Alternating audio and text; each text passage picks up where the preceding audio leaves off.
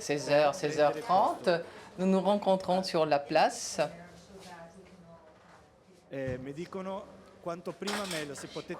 Alors, ils disent qu'il vaut mieux même arriver plus tôt, vers 15 heures. À partir de 15 heures, c'est mieux encore.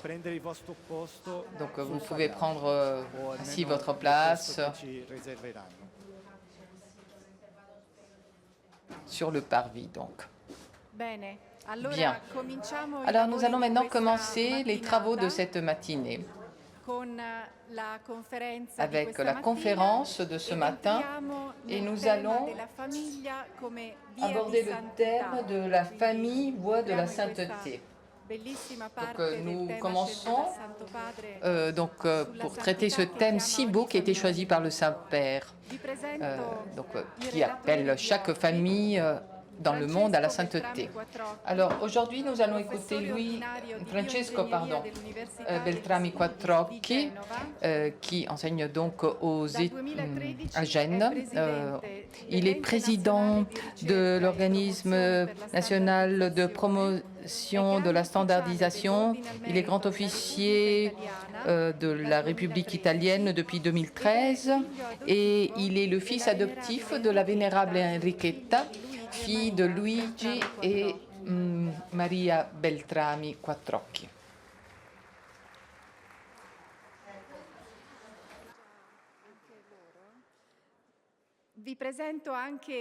Et je vous présente aussi Andrea Bicchega et Patrizia Marchegiani, qui sont mariés depuis 2011.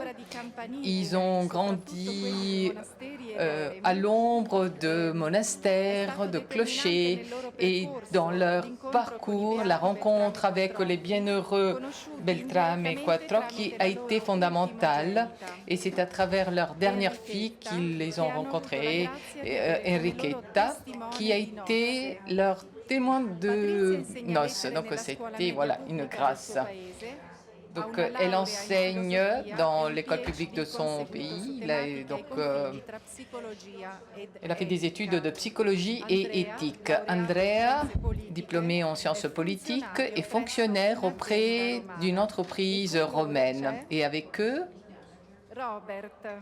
il y a Robert. Très bien. Alors, je leur laisse la parole et bon courage.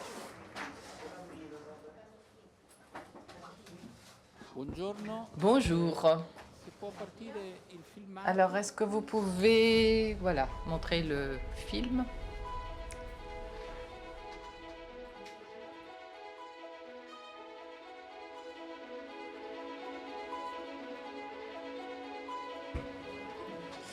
Même si le monde est très grand, il y a 2 milliards de personnes qui doivent être nourries, logées. Les races n'existent pas parce que tous les êtres humains viennent de la même personne, Homo sapiens, il y a 300 000 ans.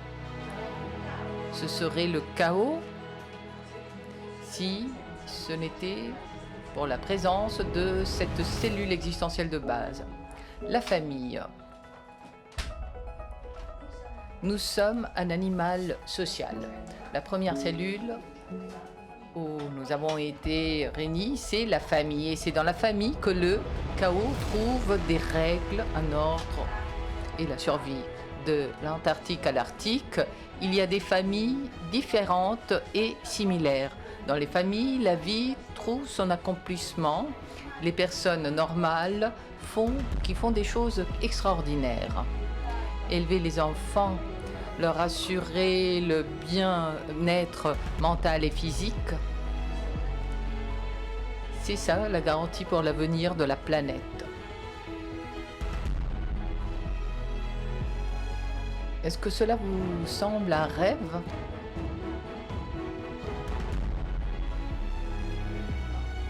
Eh bien non. C'est ce qui arrive et ce qui arrive depuis toujours. Ces soins devraient être quelque chose de normal. La famille Beltrame, Luigi et Maria, sont un véritable exemple de comment il est simple d'être une bonne famille. Luigi et Maria Beltrame Quattrocchi ont été béatifiés le 21 octobre 2001. Leur mariage est un exemple magnifique à suivre.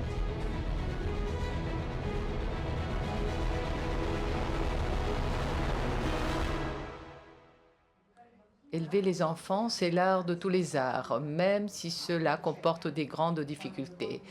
Il y a une chose qui est certaine, c'est quand deux corps ne sont plus qu'un, on vise vers le meilleur et éviter tout ce qui pourrait faire du mal à nos enfants, ce qui comporte évidemment des sacrifices personnels. Bonjour. Bonjour. Alors, vous avez vu des images, les images de mes grands-parents adoptifs, et vous avez vu aussi les images de Patrizia, Andrea et Robert. Eh bien, dans cette vidéo, il y avait donc une question, une réponse et une nouvelle. Une nouvelle est transmise. Et maintenant, comme on dit dans le psaume, la nuit amène la nouvelle et puis c'est le jour qu'on apporte le message. Alors, ce procès de béatification de la famille, c'est la certification de quelque chose qui a eu lieu. Qu'est-ce qu'on a certifié? Quelque chose de sacré. Dans mon message que je vais lire, pour les traducteurs aussi, eh bien, je veux donner quelques détails pour voir comment j'ai essayé de respecter ce message et j'essaie de transmettre donc les valeurs de la famille Beltrame Quattrocchi. J'ai rencontré Maria, je l'ai bien connue, et leurs enfants très bien. Luigi et Maria Beltrame Quattrocchi ont vécu à Rome au XXe siècle. Vous le savez, sont les premiers conjoints, les premiers qui ont été béatifiés en tant que couple et non pas individuellement. Donc les premiers dans toute l'histoire de l'Église catholique. Ils ont été béatifiés par le pape Saint Jean-Paul II à Saint-Pierre le 21 octobre 2001. C'est le jour de la certification, comme je l'ai dit tout à l'heure. Nous sommes apparentés du côté de mon père, Enrico, mais quand j'étais adulte, Enriqueta m'a adopté, Enriqueta qui est vénérable, et qui a voulu donner un signe de continuité de l'œuvre de toute la famille, en essayant de transmettre en quelque sorte, et je suis là pour cette raison, à des personnes de l'attitude et de cultures différentes, cette expérience, l'expérience de la famille dans son ensemble. Je n'ai pas rencontré personnellement Luigi, avec qui j'étais apparentée du côté de mon père, parce qu'il est décédé peu avant ma naissance. Mais je peux vous assurer que j'ai eu un grand don et un grand privilège. J'ai été témoin oculaire de quoi? Eh bien, de l'approche à la vie de Luigi et Maria et de leurs œuvres tout au cours de plusieurs décennies, comme Robert, et même avant, parce que j'ai pu les observer directement. Je sens donc le devoir d'ouvrir au monde ce don. J'ai reçu beaucoup de dons, à vrai dire, mais ça, c'est un don très important. Donc, de ne pas le garder pour moi, mais voilà, je veux le partager avec vous tous, mais sans intention pédagogique ou didactique pour ceux qui m'écoutent. Alors, ce qui pour moi va de soi, mais quand on m'interviewe, on pose souvent la question, et c'est ce qui arrivait aussi aux enfants de Luigi et Maria après la béatification, eh bien, c'est qu'il s'agit de personnes tout à fait normales. C'est très important, des personnes tout à fait normales et qui ont créé une famille tout à fait normale, c'est-à-dire une famille capable, à travers la cohérence constante de la parole, de l'exemple et de la prière, d'aider leurs enfants à apprendre à vivre, à réfléchir, à aller de l'avant Et tout cela dans la joie de savoir que même dans les moments les plus difficiles, et ils en ont vécu beaucoup, savoir qu'ils étaient aimés par le Père et la conscience qu'ils avaient la possibilité de l'aimer en toute liberté, indépendamment de tout événement, de toute passion ou tout obstacle. Luigi et Maria n'avaient que 20 ans quand ils ont commencé, quand ils ont eu des enfants, et ils l'ont vécu comme un multiplicateur de leur lien qui était déjà si intense. Je l'ai dit le premier jour, ils avaient cette capacité de s'étonner devant la beauté du monde, et ils étaient étonnés par la beauté de leurs enfants qui leur avaient été confiés comme un don. Une question importante que nous nous posons tous, qu'est-ce que la vie? Eh bien, c'était ça pour eux la réponse. C'était pour essayer de mieux la comprendre. En fait, ce n'est pas si facile si on approfondit, si on creuse. Il faut aussi supporter les douleurs si on creuse vraiment. Donc, ils ont vécu pratiquement un siècle d'histoire avec leur famille et ils ont offert, éclairés par Jésus, auquel ils s'inspiraient pour leur comportement. Eh bien, qu'est-ce qu'ils ont offert à leurs enfants? Eh bien, des soins, ce qu'on careful, comme on dit en anglais, c'est un point important qu'on a souligné à ce congrès. Donc, des soins qu'ils partageaient avec conviction, mais avec des personnalités individuelles, en respectant, la personnalité individuelle de chaque composante de la famille. La famille avait vraiment une structure, comme une structure de cellules vivantes. Donc, elle se réplique donc suivant l'élan vital que la biologie observe, mais ne sait pas expliquer jusqu'au bout. Donc, il y a une membrane qui l'identifie, qui la protège de l'extérieur, des agents extérieurs qui pourraient être nuisibles, mais qui est en même temps perméable, c'est-à-dire qu'elle est projetée vers l'extérieur et qu'elle sert à transmettre des messages. Donc la famille, c'est un ensemble d'êtres humains et c'est un animal social. Donc c'est une cellule vivante qui peut générer des messages, des actions, qui sait se faire écouter. Et écouter, s'il n'y a pas cette écoute, s'il n'y a pas cette capacité réciproque d'écoute, le dialogue au sens œcuménique n'existe pas. Un dialogue sans préjugés. Luigi et Maria respectaient fortement l'hospitalité. Ils pratiquaient l'hospitalité envers tous ceux qui frappaient à leur porte. Alors, il y a quelques flashs intéressants de mes souvenirs d'enfants. Dans la salle à manger de Via dei Preti, où j'habite encore aujourd'hui, il y avait un téléphone avec le fil. Je le dis ça pour les jeunes, ils ne savent peut-être pas ce que c'est, ils ne savent peut-être pas comment on utilisait ce téléphone-là, mais disons, il y avait un téléphone pour être toujours prêt à répondre pour ceux qui avaient besoin. Même quand on mangeait, il était toujours là et souvent, d'ailleurs, je trébuchais dans le fil, dans le câble. Luigi et Maria ont identifié justement dans ce soin constant qui était leur action quotidienne, eh bien, leur amour qui était un amour intense, chaleureux, alimenté justement au fil du temps par ce choix. Ils avaient une vision stratégique, donc à long terme.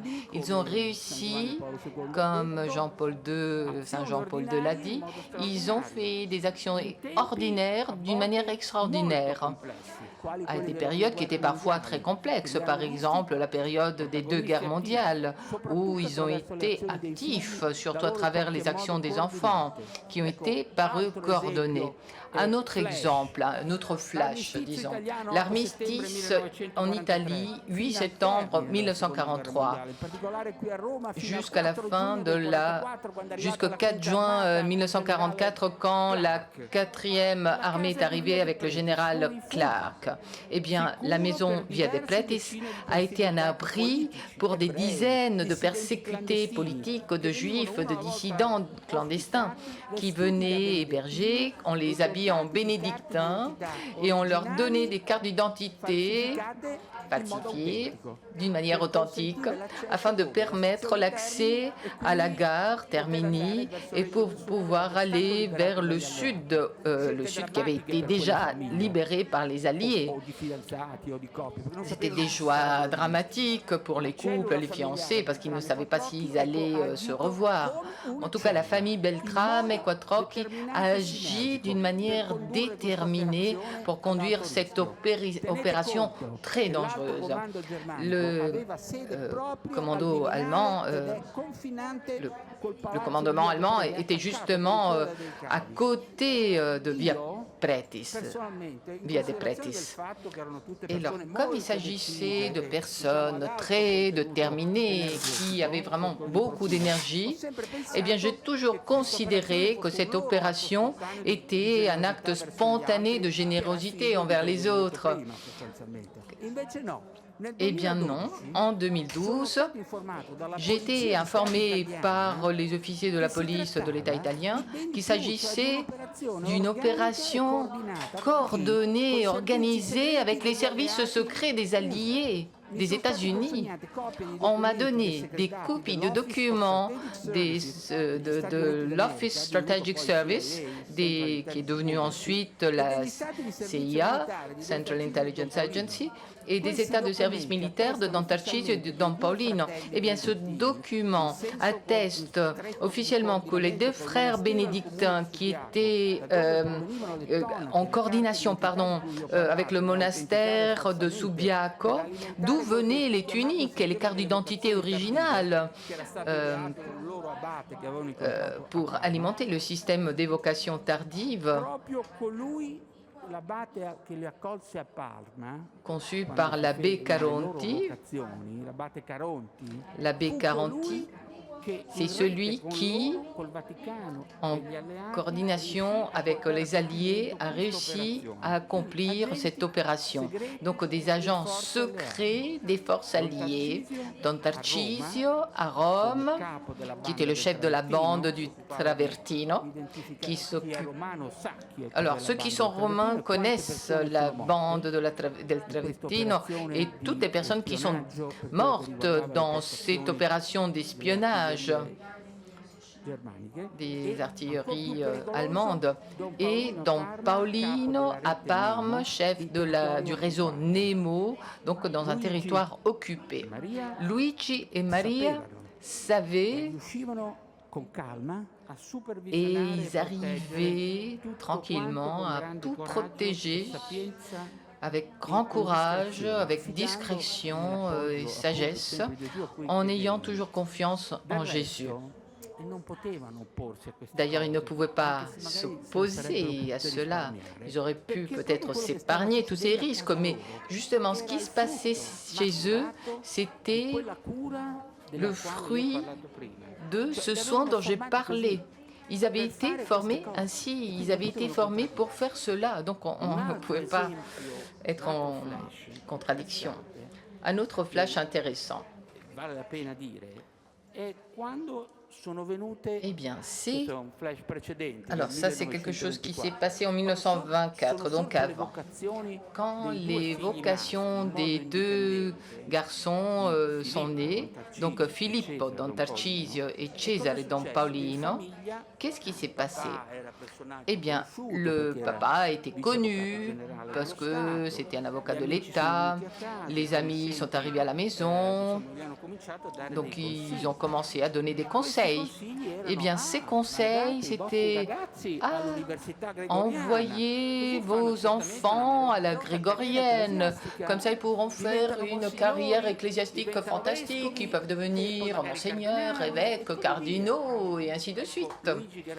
Luigi, qui était un homme très équilibré, il a pris les enfants autour de la table, Filippo Cesare, et leur a dit « Écoutez-moi bien, les enfants, si vous avez l'intention de faire une carrière, je suis prêt à vous aider, vous allez à l'université, vous choisissez librement votre matière, mais si vous choisissez de devenir prêtre, vous devez me jurer que vous ne serez que des prêtres. Parce que pour que ce soit un vrai appel, eh bien, on doit être loin de la carrière. Et les enfants l'ont bien compris. Et jamais ils n'ont trahi la promesse faite à leur père. Ils faisaient bien entendre leur voix, hein. Ils avaient confiance, hein. Donc s'il fallait parler, ils le disaient. Mais ce n'était pas pour faire carrière. Et là, c'est un miracle important, ou une forme de miracle. Un autre point intéressant que l'on peut citer comme exemple aujourd'hui, on pourrait le faire avec le tweet aujourd'hui. Les fiancés s'envoient des messages, voilà. Luigi et Maria aussi échangeaient des messages très passionnés. À l'époque, on ne pouvait qu'écrire des lettres. Et heureusement, ces lettres sont restées des lettres d'amour entre eux et aux enfants. Et toutes ces lettres ont été publiées.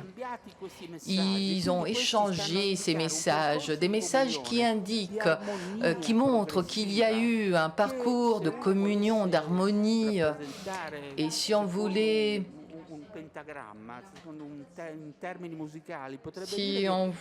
représenter cela d'une manière musicale, avec un langage musical, on dirait qu'ils ont fait un accordage, puis il y a eu un prélude de leur amour qui était très chaleureux, très intense.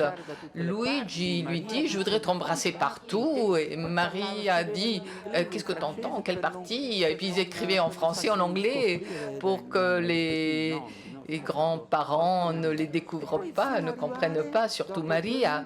Et après le prélude, on arrivait à une véritable symphonie.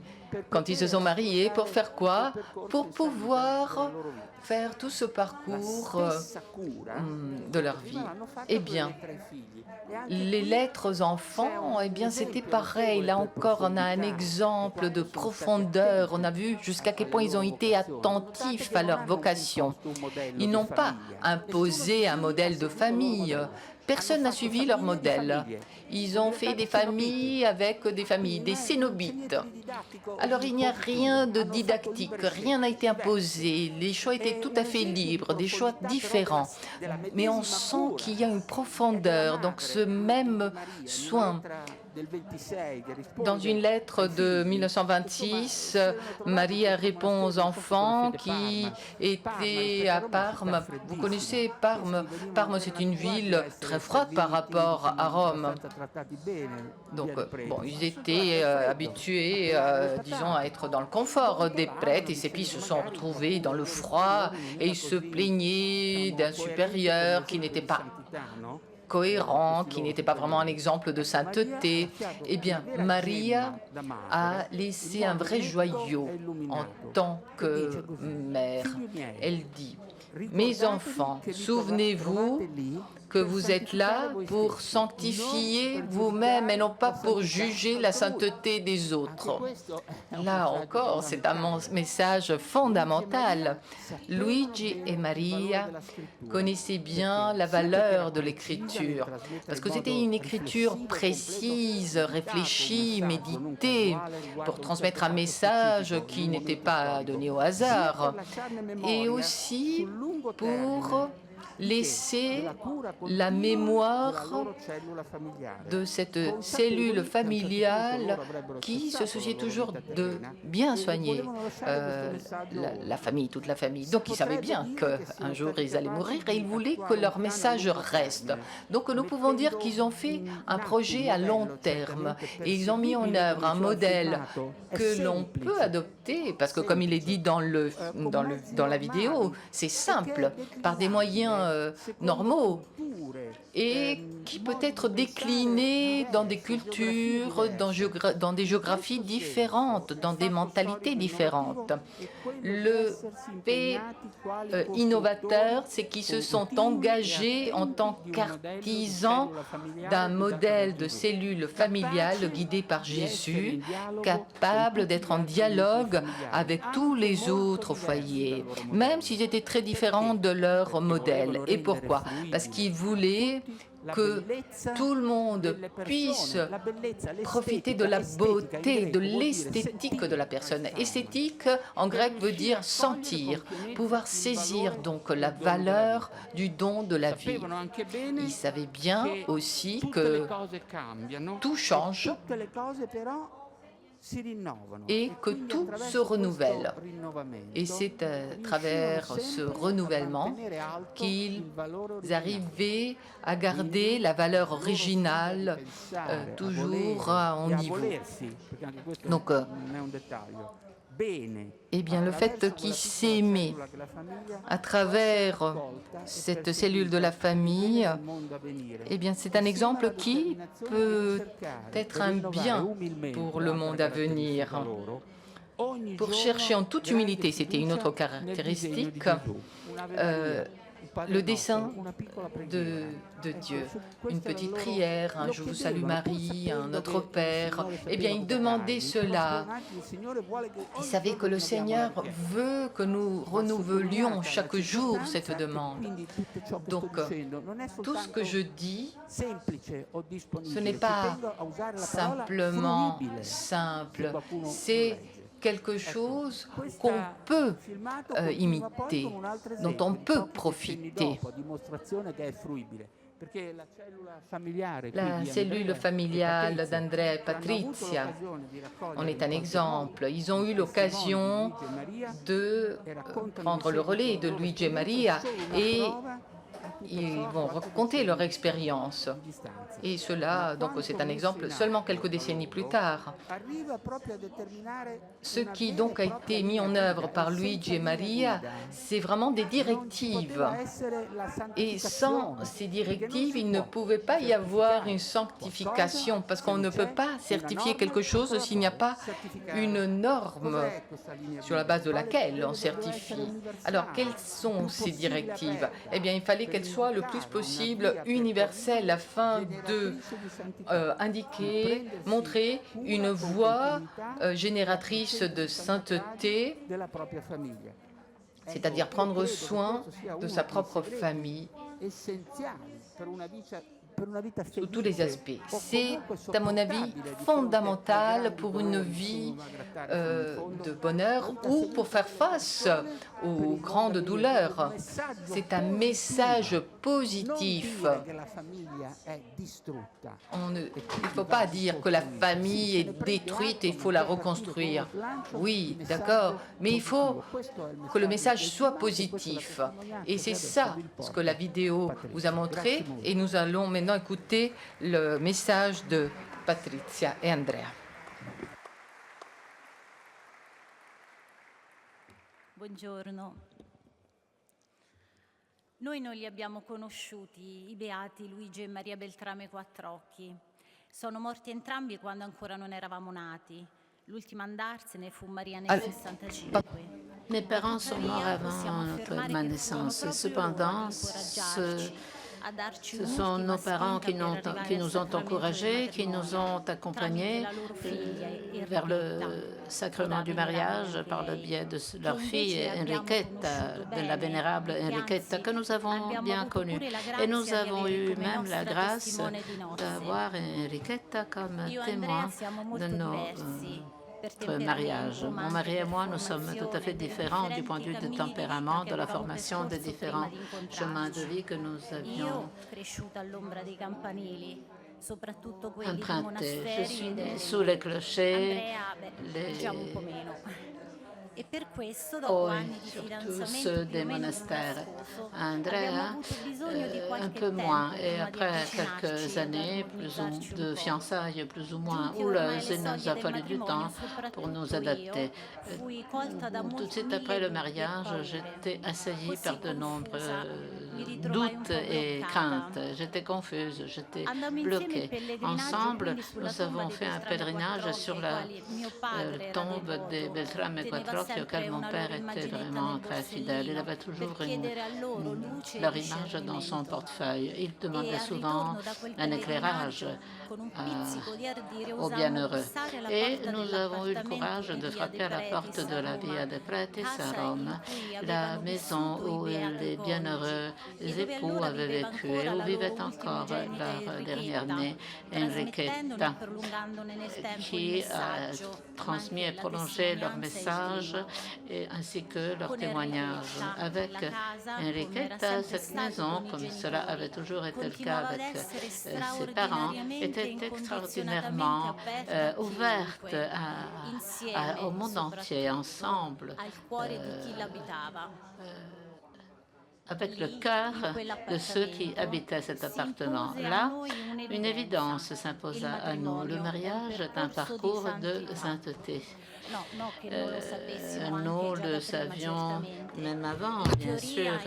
En théorie, dans l'abstrait, nous avions déjà entendu cette affirmation dans la catéchèse, dans les cours de préparation au mariage à la paroisse. Mais concrètement, cette vérité qui nous plaisait beaucoup, qui me plaisait beaucoup, me paraissait difficile à mettre en œuvre. Comment conjuguer en fait l'absolu de Dieu, le primat de Dieu, ce seul Dieu suffit, rien mettre avant l'amour de Dieu bénédictin que j'avais pu savourer grâce à mes amis moines. Et comment concilier tout cela avec la vie frénétique de la famille? Et encore plus difficile, comment le faire avec un mari qui n'avait pas cette même soif d'absolu et donc il n'avait aucune expérience de cette soif. Il me semblait que la vie matrimoniale, loin de nous amener à centrer nos existences autour de l'unicum,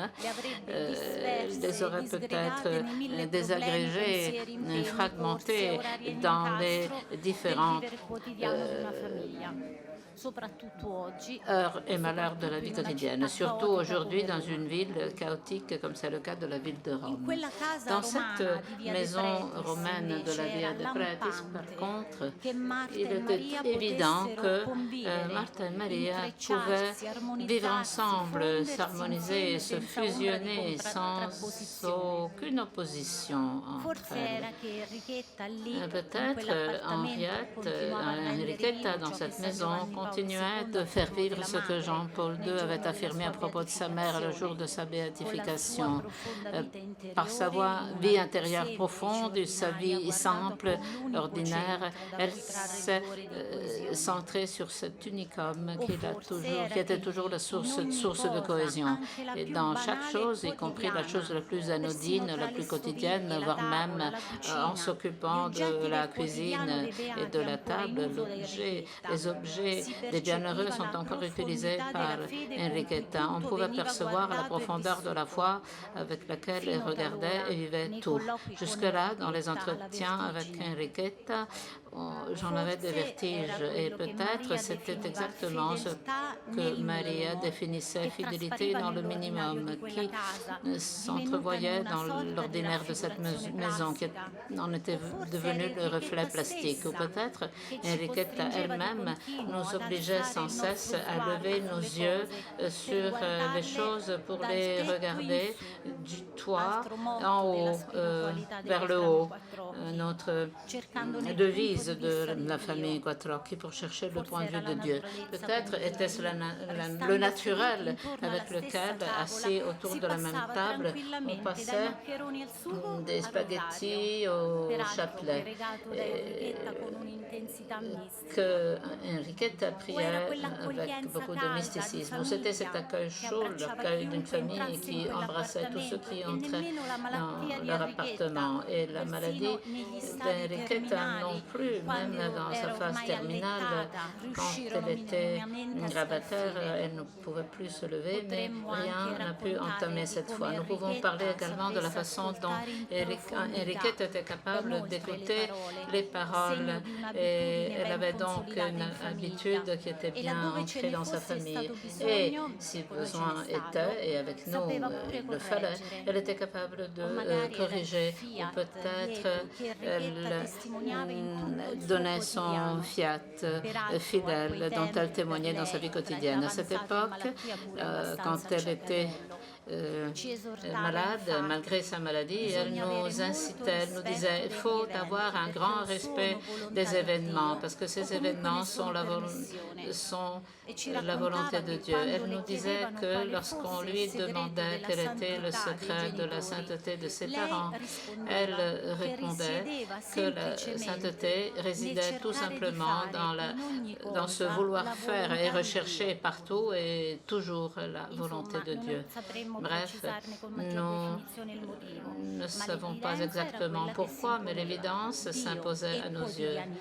Dieu et le quotidien dans cette maison étaient profondément entrecroisés, à tel point que la bienheureuse Maria écrivait dans son rapport avec son époux, dans son livre, l'Ordito la Trama, un livret que nous avons offert aux invités de notre mariage. On peut parler du quotidien de cette famille avec le Seigneur.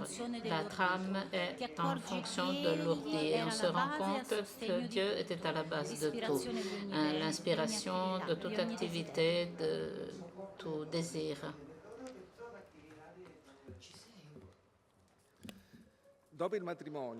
Après le mariage, nous voulions donner plénitude à notre famille avec les enfants, mais même si nous avions fait toutes les visites médicales au Policlinico Gemelli où on nous disait que tout était en règle, les enfants n'arrivaient pas, mais pas de grossesse. Entre-temps, nous avions beaucoup de conseils, la forte pression des amis. Pour eux, la solution était à portée de notre main, la fécondation médicalement assistée. Mais Beltrame et Quattrocchi nous éclairait et nous indiquait une autre voie à suivre. Nous savions en fait que Enriqueta aurait pu être là pour nous accompagner dans son mariage parce que 100 ans auparavant, parce que Enriqueta est mort à l'âge de 98 ans, la mère avait décidé de ne pas se faire avorter malgré les pressions des médecins. Sa grossesse était à risque.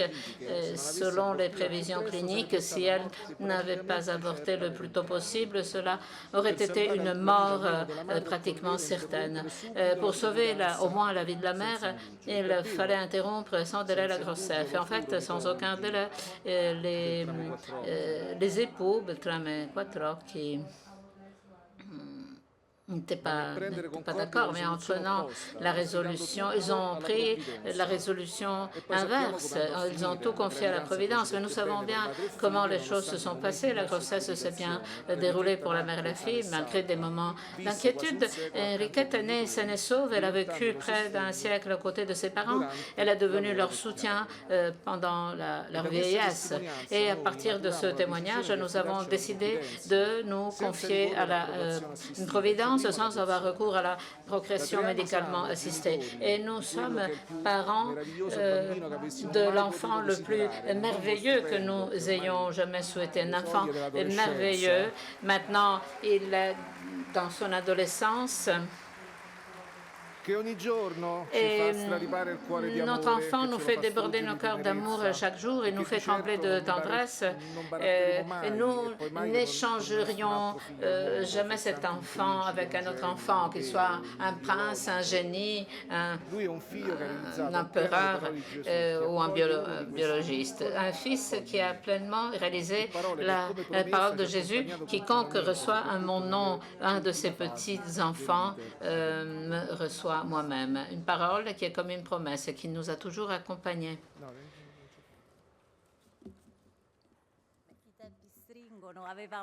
Et leur tourne, nous aurions voulu vous dire que dans l'éducation de notre enfant, nous nous sommes efforcés toujours de suivre les indications de la Bienheureuse Marie. Nous avons tout voulu regarder du haut du toit parce que le monde nous fait tout voir. Le logopédiste, la piscine, les cours de musique, mais souvent on néglige la formation spirituelle. Le fait de regarder et regarder du haut du toit est une devise de la famille Quattrochi que nous avons adoptée et que nous nous efforçons de mettre en œuvre avec notre enfant également.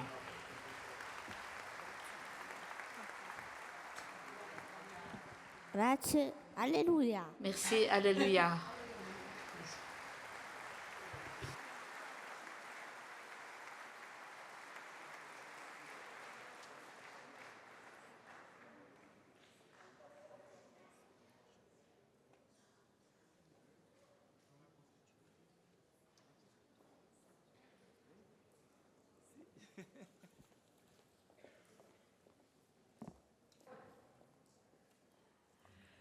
Grazie di questa bellissima testimonianza. Merci pour ce témoignage si beau. Merci à vous quatre. Et maintenant, nous prenons une minute de pause pour permettre de changer ici les fauteuils. Et nous accueillons donc les intervenants pour la session de ce matin. Approchez-vous. Merci. Allora.